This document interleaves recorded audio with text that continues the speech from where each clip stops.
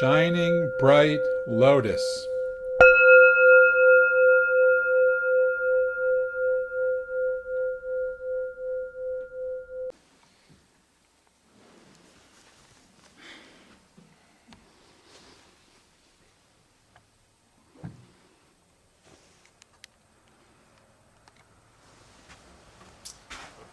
Welcome, everyone.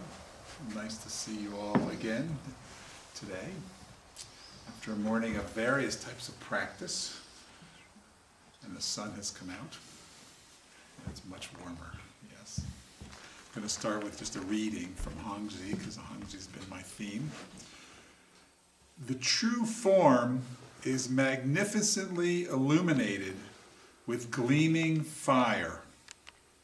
The teaching's voice is total silence amid the ringing wind chimes. The moon hangs in the old pine tree, cold in the falling night. A chilled crane in its nest in the clouds has not yet been aroused from its dreams. The chilled crane in its nest in the clouds has not yet been aroused from its dreams. For those who got last night's moonlight, it was quite special, yes. And for those who are outside, it was especially chilly. Yes. So I'm here to talk a little bit more about understanding our lineage, our practice, and how that relates to what we're doing on our cushions. We're doing more than just sitting on our cushions at this particular retreat, but we're going to be talking about the actual practices that we're doing on the cushions, the zazen, as they call it. Because sometimes we translate zazen as meditation, but that's really less accurate. Zazen is the actual practice of Zen. Right? We do zazen when we practice, and if we're practicing, we're doing zazen all the time. So it's not that there's like, oh, I have to go to a retreat and sit and do zazen. Zazen is a description of the practice of Zen.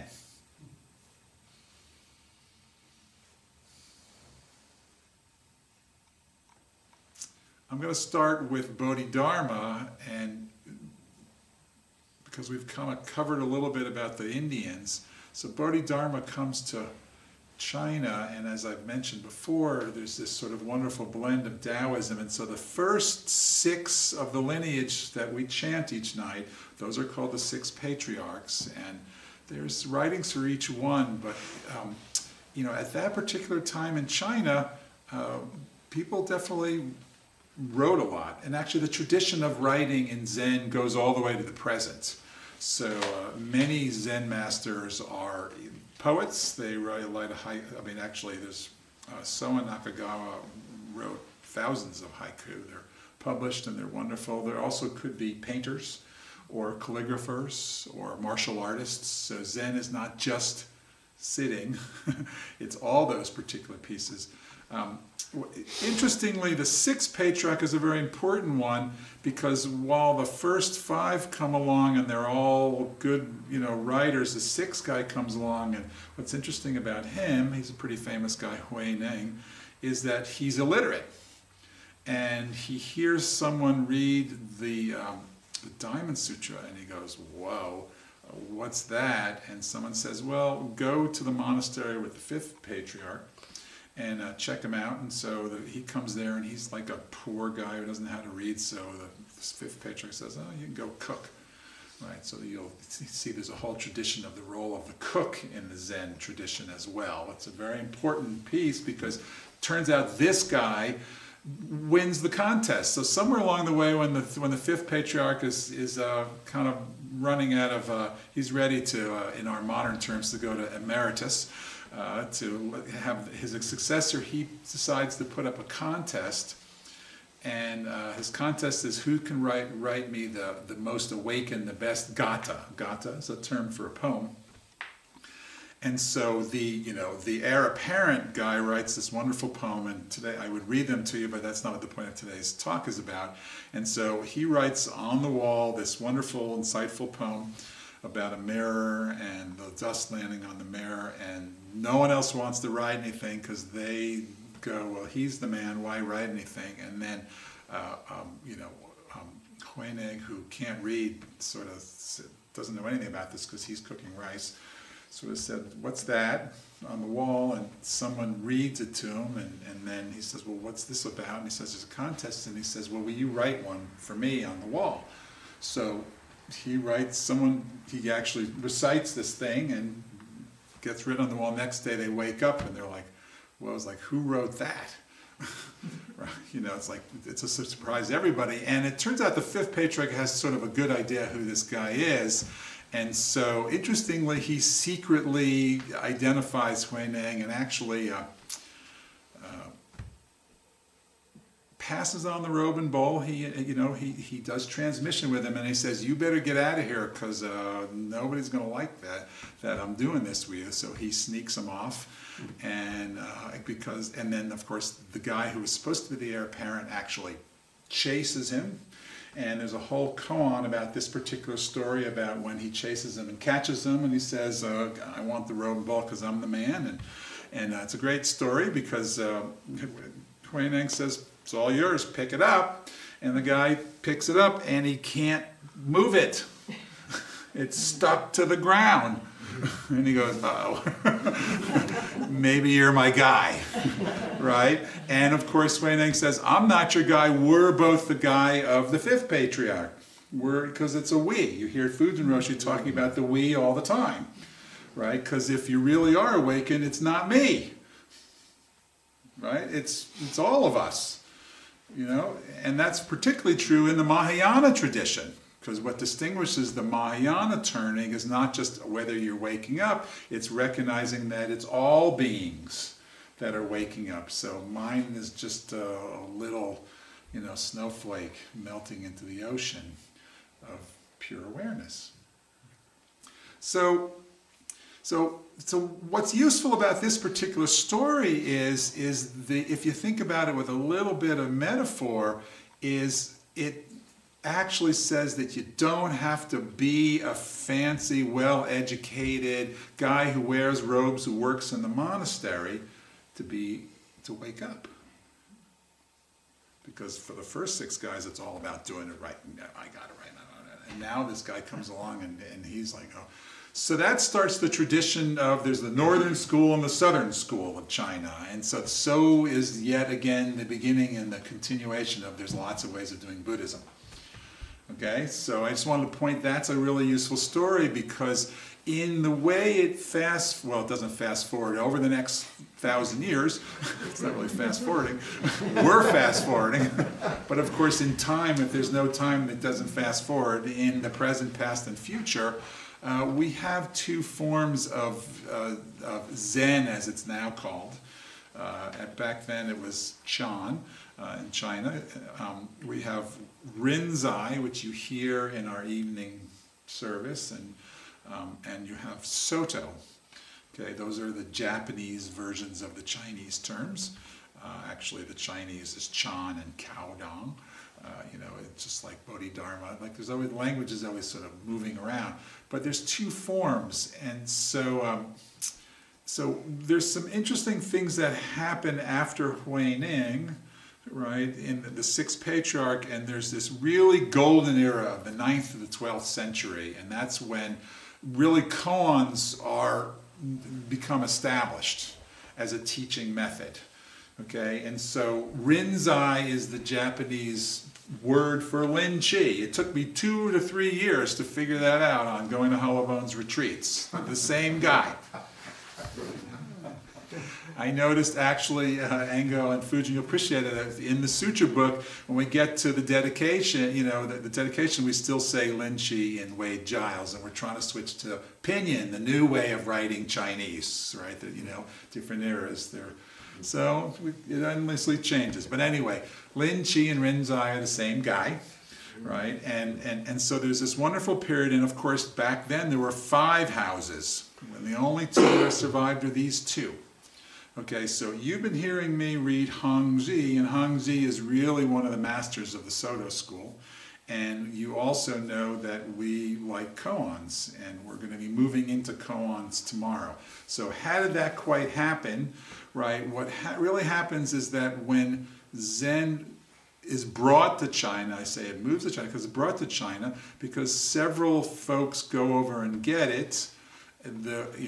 We chant Nam Po Shomyo coming and getting it. He really brings the koans over. Interestingly, Dogen is the other person, and Dogen is a pretty well-known person. He brings the koans over too, but he doesn't emphasize them. He emphasizes zazen, just sitting, silent illumination. There's koans, but I'm interested in the just sitting. And the Rinzai is there's koans, and there's a reason why we like koans. Okay, so that's kind of what I'm here to talk about that, right? So that's now in the 12th, 13th century when that happens. And so there's kind of we're all Western folks, there's the medieval period, the Dark Ages, we don't really know what's going on. Well, that happens in China too, in Japan too. So it really is this guy named Hakuin, and if you want to remember who Hakuin was, you just chanted Hakuin. Song of Zazen was by Hakuin. Okay, Hakuin is, I've been driving Hakui crazy with Hakuin because not only was there 16 volumes this big of his stuff translated, but he is also a fabulous artist. Okay, if you're in the art world, you know who Hakuin is because he's considered one of the 10 great Japanese painters. And so I've been completely obsessed with Japanese paintings.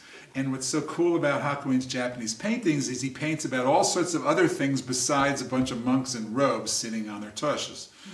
Okay, but he is in all those stories expressing Zen.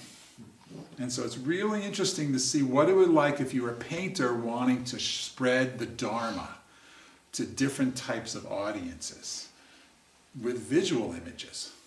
Right, so it's really, really fascinating. But he also was quite a hardcore Rinzai guy, and so he was the one that basically said, koans are the way. Koans are the way. So koans are the way. So what he basically is pointing to is that this idea of silent illumination, of just being with what arising, has the ability to create the opportunities for awakening. It's a wonderful method, right? And what in his observation, remember, is that's a good start, but then there's a whole lot more to come after that, right? He would say, so they ends up with this post-awakening practice.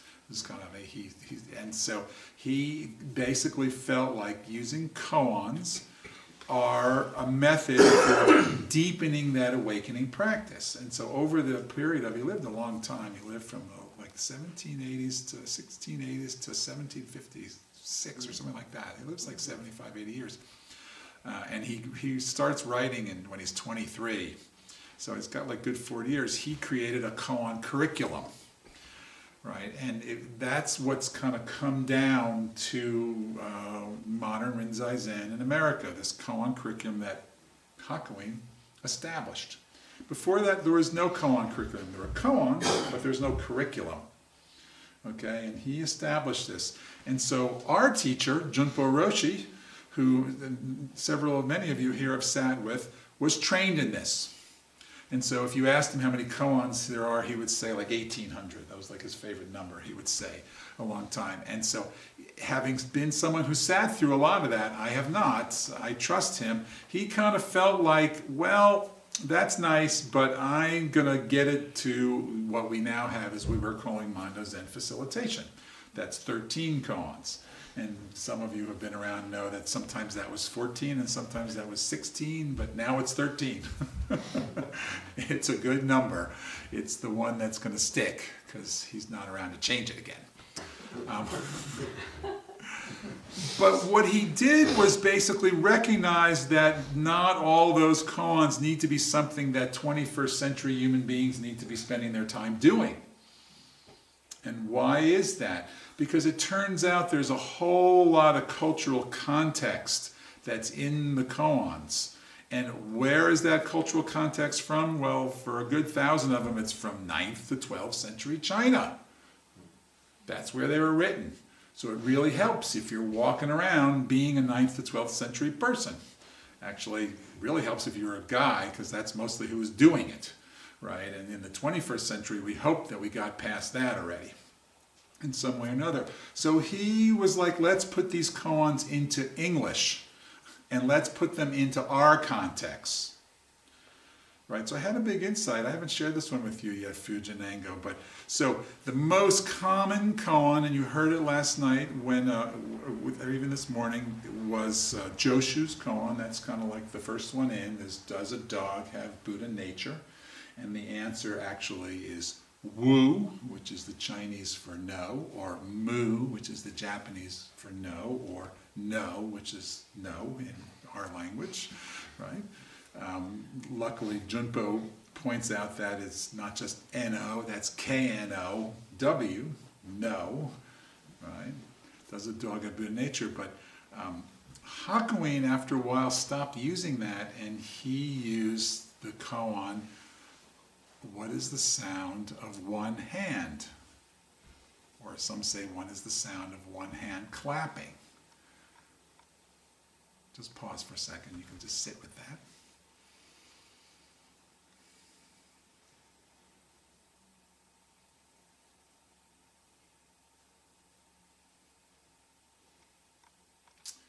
And the light bulb that came on is, can you listen without an opinion? What is the sound of one hand clapping? Notice that we're using the same sense in those two. Sound, listen. Right? So you can see Junpo's connectivity with Hakuin's teaching and bringing it into something for us that we can start to work with. Can you listen without an opinion? Right? And you also recognize that, think about our intellectual world that's changed between when Hakuin's writing this, because Freud wasn't around yet. We didn't have an idea of the mind the way we have it. So the sound of one hand is for an audience that isn't really necessarily thinking in terms of, if you ask someone in the 18th century, can you listen without an opinion, it might not make the same sense as it does now that we've all learned modern psychology, just to put it really clearly, right? So you're seeing Zen has contextually changed and become something for us.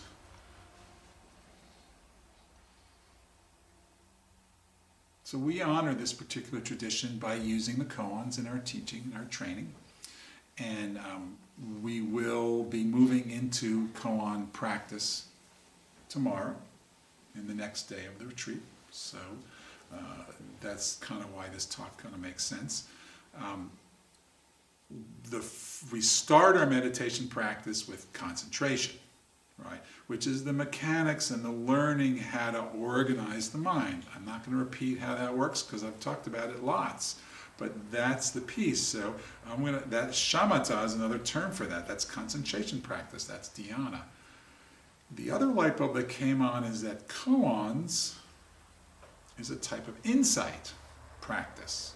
So what do I mean by insight practice? So we know from the Theravada training,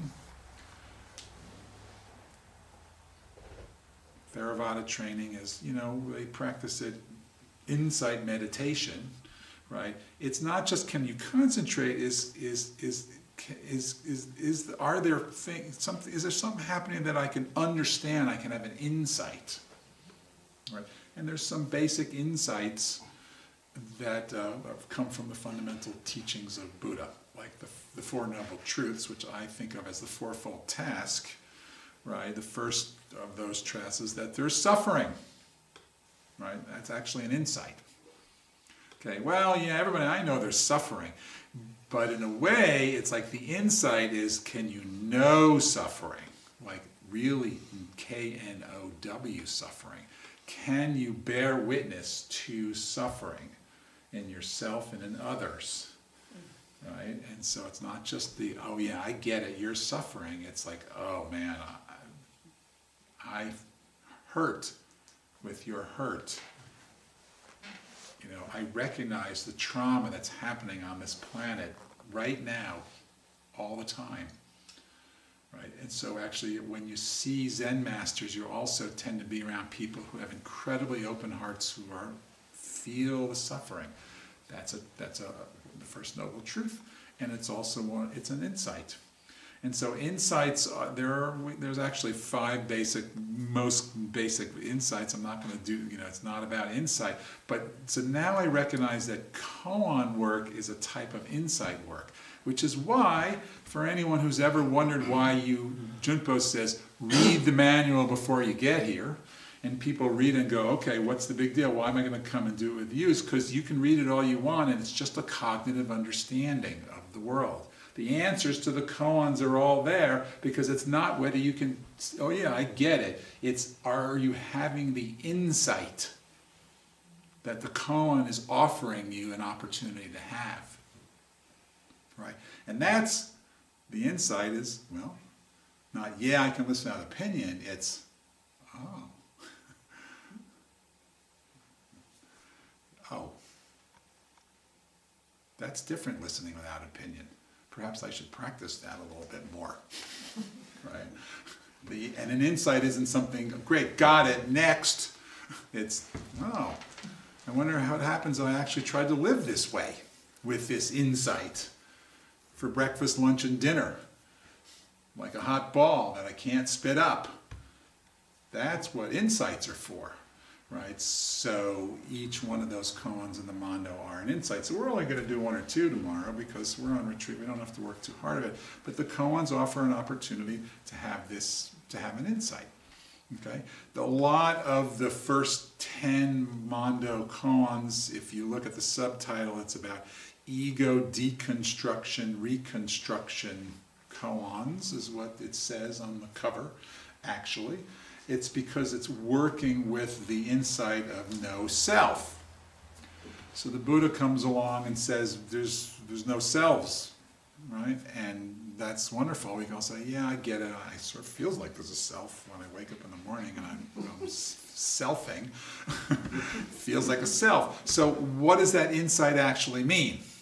Right, and actually I'm not here to talk about that, what it actually means. I'm actually going to offer us the opportunity to sit on our cushions and investigate what it's actually trying to point at. And actually, Fujin Roshi will be giving a teisho tomorrow where he'll get to actually help point us in the direction of that insight around really recognizing the insight of the self being purely constructed by all the conditions that arise.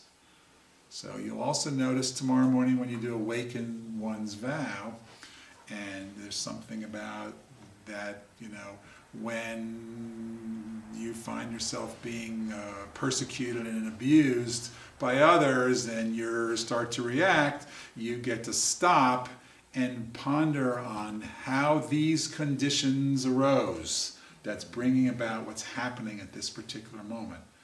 Not, why do I not deserve it? No, why did I create the conditions for which this is occurring? And rather than react to it, respond from the insight that we aren't separate.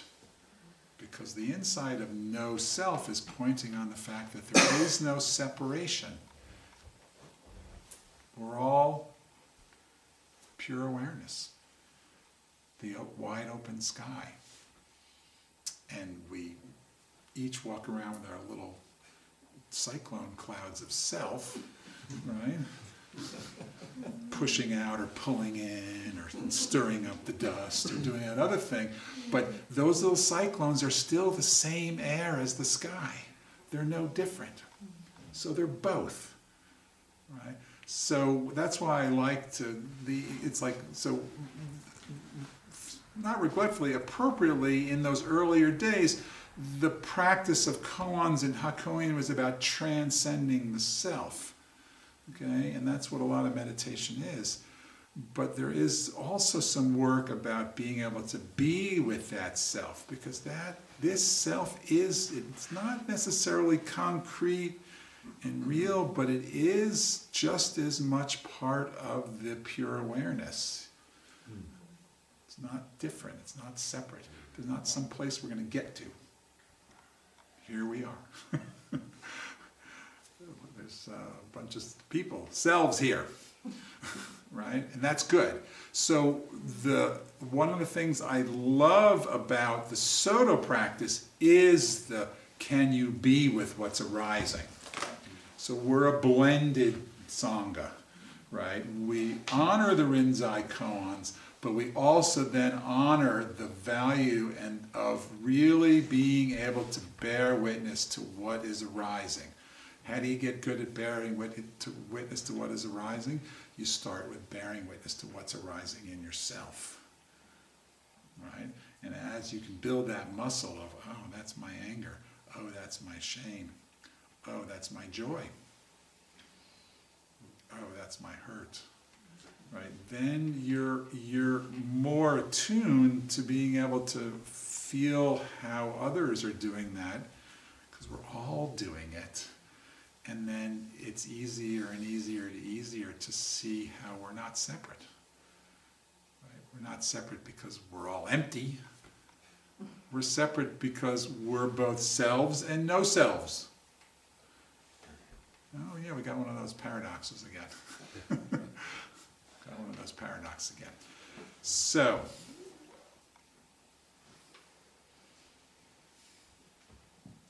we're practicing concentrating. We're exploring concentration as a way of becoming more mindful of zazen practice, being ever present in this living divine mystery.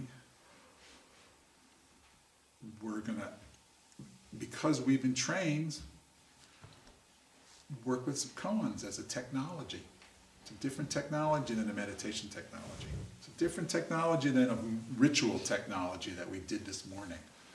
Because I was really pretty impressed with, as a first time, doing the Pure Awareness Dharani, right? And what's so wonderful is that you'll get to embody what it feels like after you do it the third or fourth or fifth time without having to think about it. It's magical. Right? So that's a different technology. And work practice is another technology, right? And staying warm at night is a very useful technology. Having someone make you good meals is a good technology too. Right? So we use these, and so in my mind, that's where that fits who we are, 21st century Zen. Okay? That can honor our tradition, can honor a broader tradition of Soto, can actually recognize that there's some things that got left out, so we can start to include women. So we can honor women in our evening service. We can also honor our own elders, because there's lots of elders in our own lives that need to be honored in our, and so things are a little, they're changing. But they're changing with a clear awareness of what's of value here. We're not taking along that other habit of Hakuin, because Hakuin was also like to be really critical of the others. And I think I have a particular sensitivity to that, because Jewish people do that super well too. Okay. It's like, can we just make distinctions without having to put the other one down? Just see them different and understand conditions arising. The conditions of when Hakuin were around were different. The monastery was full of boys, right, who were young. And now we're not in monasteries, we're in the marketplace, so to speak. We go away on these nice retreats, but the purpose of our practice is on the way home. So there's going to be a wonderful thing. I love our practice of sitting and going into Kinhin. I'm going to keep inviting you with this, and Engo keeps saying that when the clappers start and we go Kinhin, that's the beginning of the next meditation. Right? It's not the end of sitting, now we walk. It's the beginning of the next one, which is walking. And when we arrive and we stop and we actually do our evening prayers, that's the beginning of the next meditation. And the meal is the practice that we're doing all together because we're not separate, right? And you kind of have to practice it because in our culture, I'm going to leave it at American culture at this particular stage again, that is not the primary orientation of how things are rolling out these days. So we're doing something different, and it takes practice, right, to sort of counter that natural tendency for us to all create our own little bubbles of self. And the coolest tool ever invented for making a bubble of self is called a computer or an iPhone or a little thing that allows us to just see exactly what we want to see all the time, right? So if you want to see something different, you got to put it down, right? Which is why we're here sitting together and enjoying this lovely, magical place.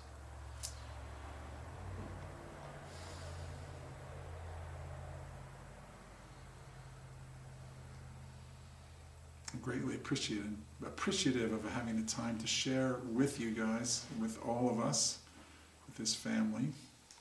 And I look forward to continuing our practice together.